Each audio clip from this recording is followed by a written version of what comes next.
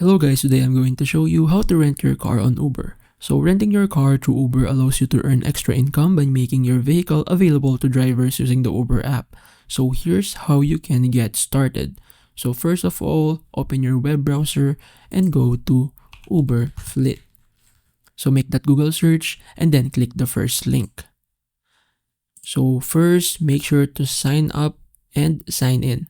So click on this button and you will be automatically signed in. So once signed in, register your vehicle through the supplier portal. So the supplier portal link will be available here. Just click this button. So this portal allows you to manage your business, track transactions, and download earnings reports. Now, use the supplier portal to add drivers and vehicles to your fleet. You can also manage and edit driver details as needed. And then lastly, you can utilize the analytic insights provided by Uber. So you can track trip information and earnings at both driver and vehicle levels. And then you can use the live map feature to see where drivers are in real time. So basically, by following these steps, you can rent your car on Uber and start earning more with your vehicle. So this is your solution, the Uber Fleet.